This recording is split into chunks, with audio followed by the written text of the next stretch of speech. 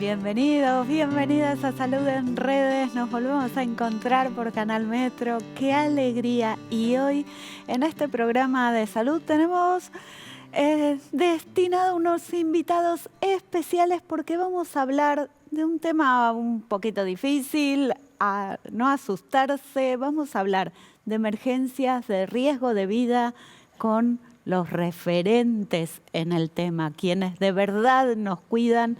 Y invité a dos instituciones que me parece que tienen algo en común que yo destaco, que es la calidad humana, la forma de presentarse en la comunidad, de trabajar por la comunidad, los valores con los que trabajan. La verdad es que estoy muy contenta de poder hablar con ellos y poder llevarte este programa. En el primer bloque vamos a estar hablando de bomberos, con los bomberos voluntarios de Vuelta de Rocha, y en el segundo bloque vamos a estar con la institución Hatzalah, emergencias médicas. Estoy aquí con Antonio Sete.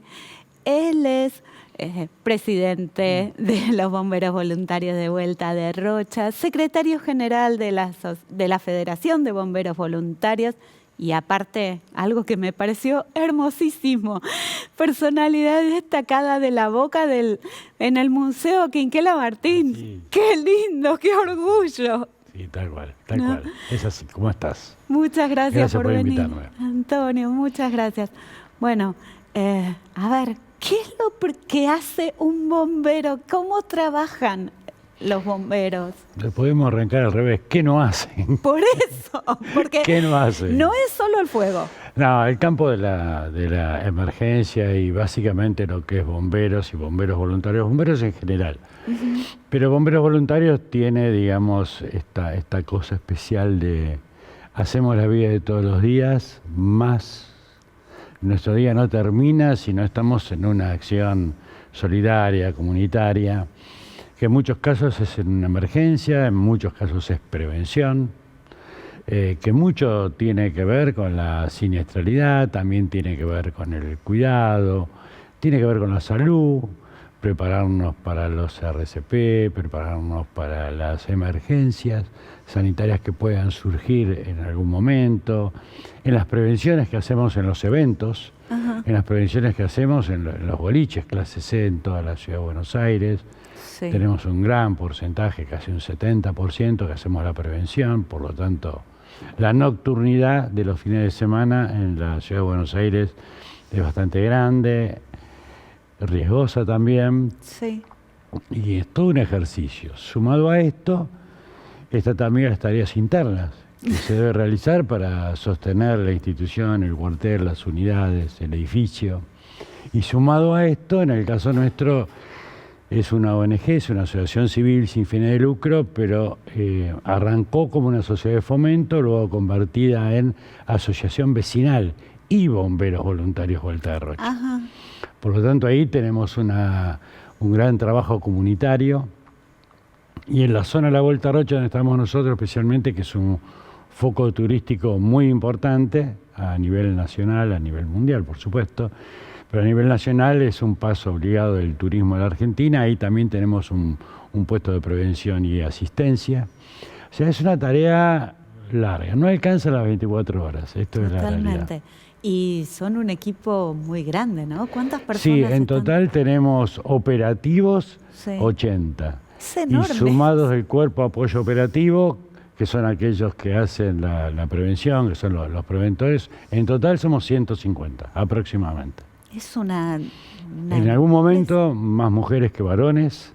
¿Ah, sí? Y ahora se volvieron a importar. Sí, ahora tenemos la misma cantidad. Sí. ¡Qué bárbaro! Sí, sí, así es. Qué bien.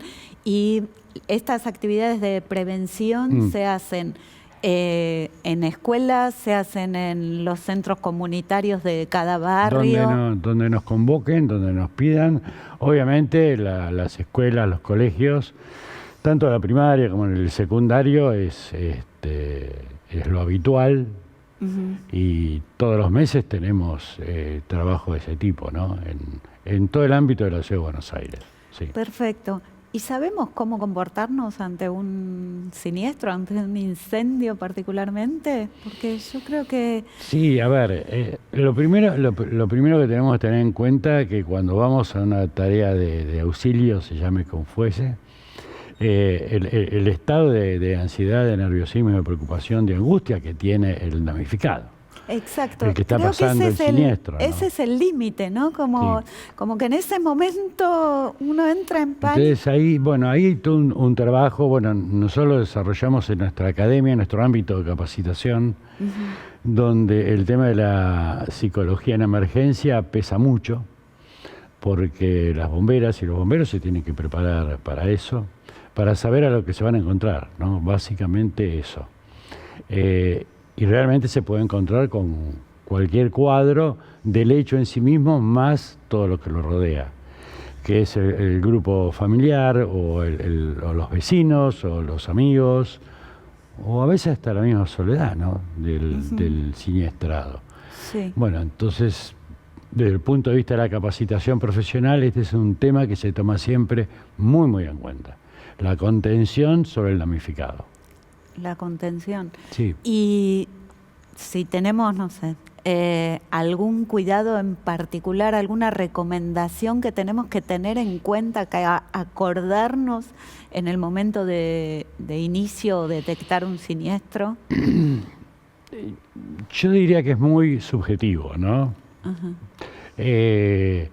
Sí, el personal va preparado para cualquier instancia. Ahora, predecir la reacción del damnificado realmente es difícil.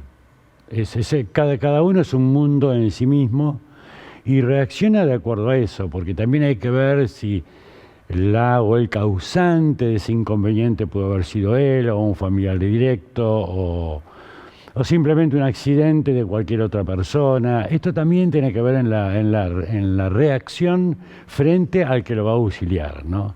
Nosotros también en algunos momentos hemos llegado a siniestros y nos preparamos, digamos, para el armado del ataque del siniestro. Y también recibimos contestaciones que son a veces medios violentas, medias difíciles, porque la gente quiere apurar, te saca las mangas de la mano.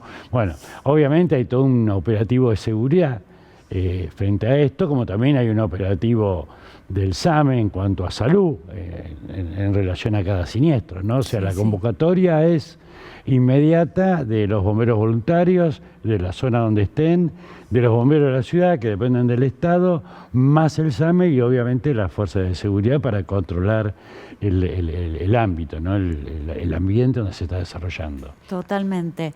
Y a ver, y cuando hacen me quedé pensando en los fines de semana, en los boliches, todos tenemos como la pesadilla y el dolor de Cromañón, pero creo que sí, seguimos como sin prestar atención a algunas medidas de seguridad básicas, ¿no? Digamos que hay, en líneas generales, obviamente, post-Cromañón cambió toda la estructura, todo el armado y todo el desarrollo en los boliches, lo cual no quiere decir que no puedan surgir determinados inconvenientes o problemas. En línea general, la Cámara de Boliches trabaja mucho sobre esto. Sí. Pero también sabemos que estamos en una sociedad a veces un poco alterada, un poco violenta. Algunas cuestiones se canalizan en los grupos.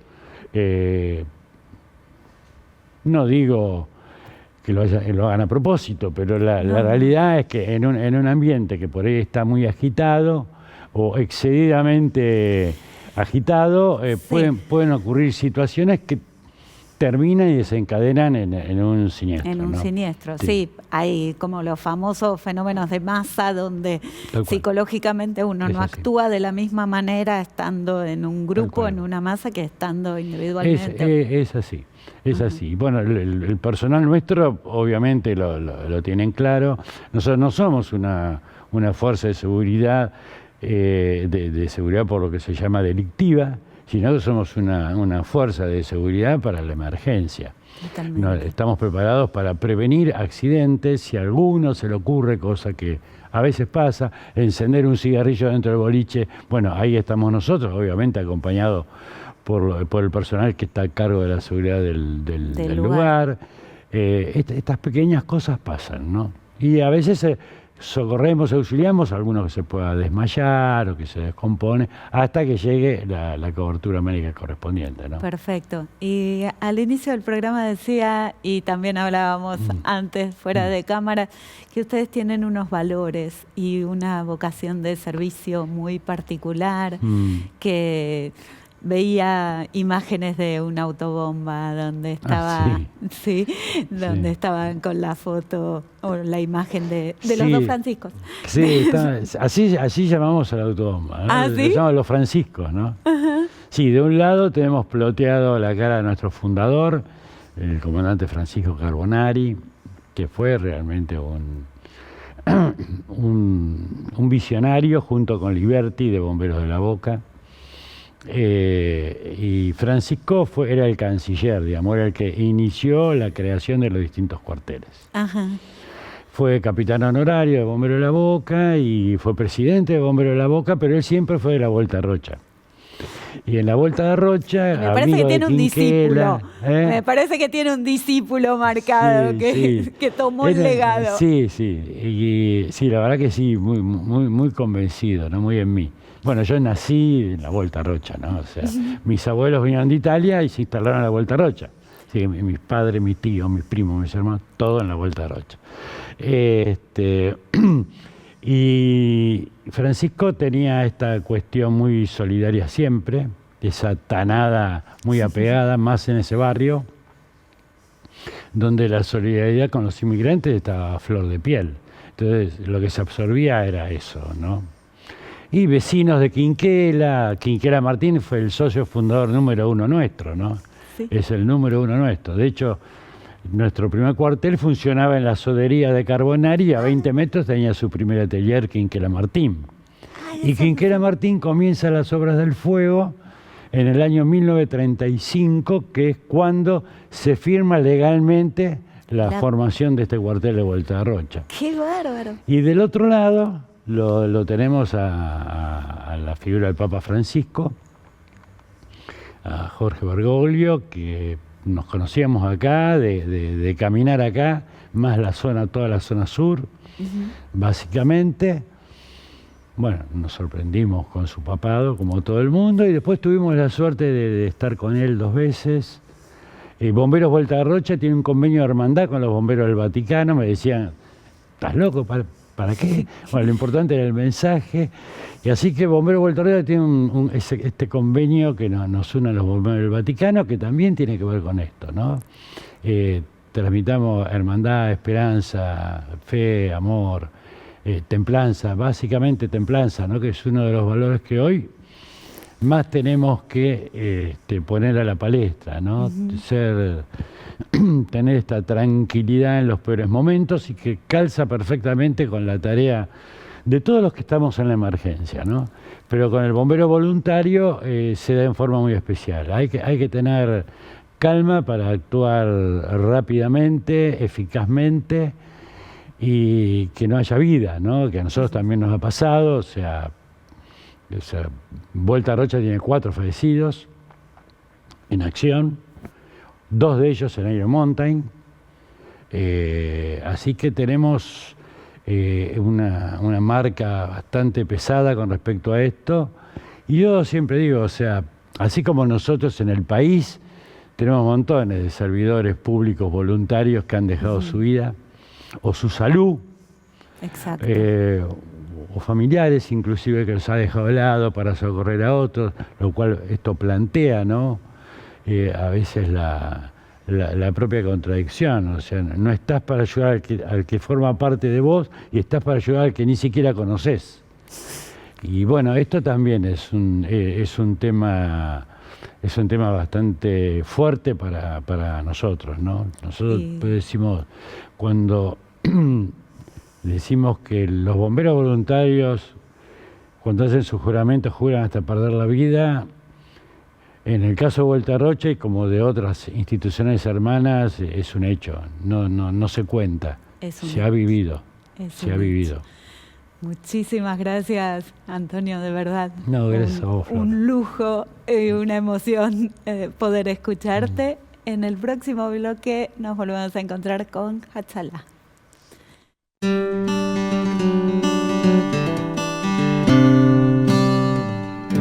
En este segundo bloque de Salud en Redes estoy con Isaac Ilú.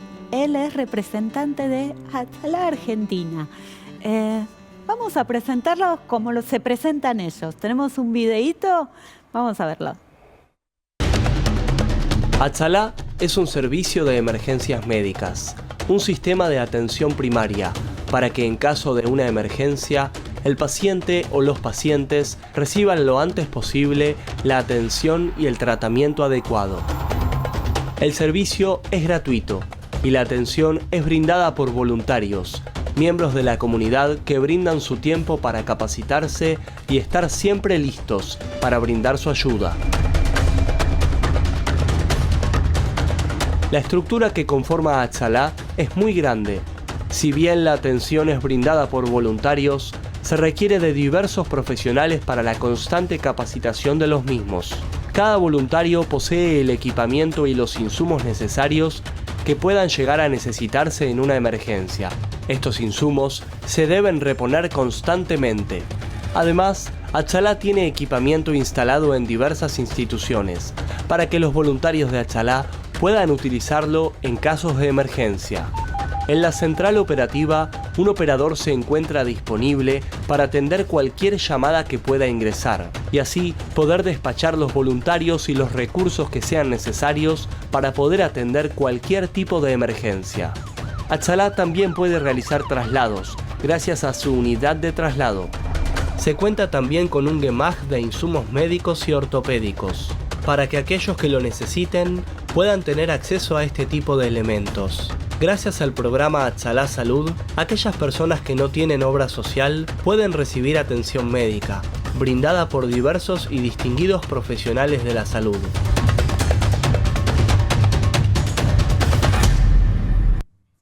Hola, Isaac. Marina, ¿cómo estás? Muchas gracias por venir. Bueno, qué amplia los servicios, qué cantidad de asistencias.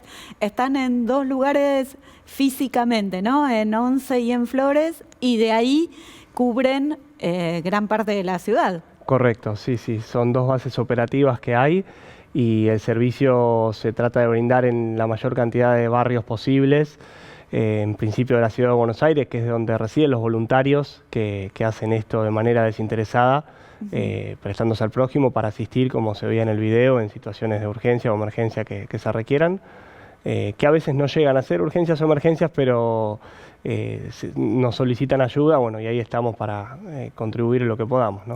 Sí, y también hay algo importante, que es que si bien tienen esos centros operativos, lo que tengo entendido es que por llamados telefónicos, las 24 horas, los 365 días del año, donde ustedes estén, van y se acercan al lugar de emergencia. No hace falta salir desde estos lugares, ¿no? Exactamente. Nosotros estamos, cada uno está con sus actividades cotidianas, laborales, familiares, y cuando alguien llama a la central operativa, allí se responde el llamado, y si amerita la concurrencia al lugar para asistir a alguien, se despacha la emergencia, como nosotros decimos, y el voluntario o los voluntarios que estén más cercanos a la zona se reportan y bueno, asisten al lugar a prestar asistencia, ¿no? Exactamente, sin necesidad de pasar por la central operativa previamente, ¿no? Eso es lo que facilita también los tiempos de respuesta, ¿no? Que sean más rápidos.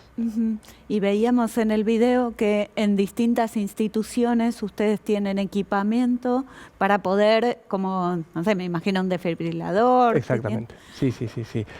Muchas instituciones se contactan con nosotros porque, bueno, comprenden la importancia de que el lugar esté preparado con cardiodesfibrilador o ya sea un botiquín de primeros auxilios. Muchas veces capacitamos al personal de dicha institución, en escuelas, por ejemplo, personal docente y no docente, para que ellos tengan la posibilidad de dar una primera respuesta y trabajamos en conjunto con ellos para que si en caso que se requiera, bueno, asistimos al lugar ya con el equipamiento en el lugar que está, digamos, accesible solamente para los voluntarios de nuestra fundación que asistan a poder utilizarlo, ya que bueno, hay que tener una formación para poder utilizar cierto equipamiento. No así un desfibrilador automático, que por ejemplo eso hay en muchos establecimientos y Sí. cualquier persona con una capacitación básica puede asistir y ayudar. Sí, aparte va guiando, ¿no? Totalmente. El equipo Exactamente. tiene... Uno sí. lo enciende y automáticamente le dice todo lo que tiene que hacer. Exacto. Bien, ¿y ante qué clase de emergencias actúan ustedes? Son muchos tipos de emergencias, urgencias, y como te comentaba, a veces no son necesariamente emergencias. Pueden ser traumatismos en domicilios, donde una persona se cae, tiene alguna lesión, una fractura, a veces es un corte, donde hay que controlar una hemorragia. Otras veces, bueno, emergencias de índole cardiovascular, digamos, un dolor en el tórax, que un familiar puede llamar preocupado porque su familiar está con un dolor repentino. Sí. A veces son pacientes que ya padecen de una enfermedad y es una complicación de la misma. Y bueno, en este tipo de casos es donde la central nuestra despacha el voluntario, los voluntarios, una unidad con médico, una unidad de traslado en caso de ser necesario para poder asistir. Y bueno, es muy amplio los tipos de situaciones en las cuales asistimos, ¿no? Bueno, en épocas de frío, lamentablemente lo que son los accidentes por monóxido de carbono, Eso es tremendo, ¿no? eso año tras año, así como también, por ejemplo, lo que son las piletas en el verano. Es como que hay ciertas épocas que uno ya sabe que es muy importante marcar la prevención, que es lo más importante en toda esta cadena, para atajar de antemano, ¿no? estos accidentes que muchas veces se pueden prevenir. Y cuando no es así, bueno, estar capacitados nosotros para poder asistir y evitar mayores daños en la persona que sufrió este tipo de accidentes, ¿no? Perfecto.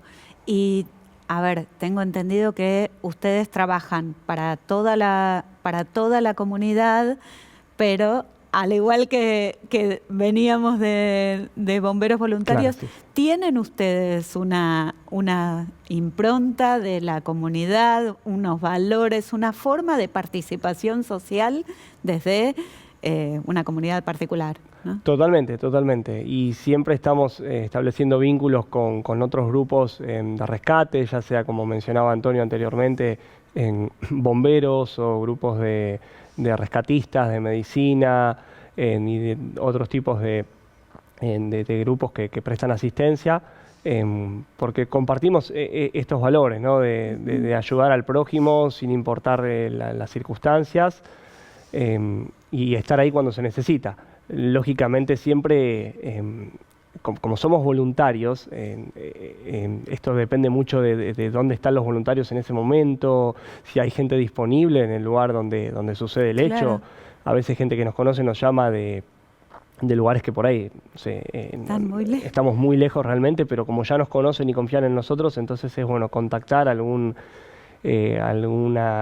grupo que nosotros conozcamos a 2 o 3 horas de donde estamos nosotros, que lógicamente no serviría que nosotros vayamos a asistir a una urgencia a 2 o 3 horas Totalmente. en auto, pero es trazar estos vínculos para estar preparados, bueno, y poder ayudar siempre que se pueda, ¿no?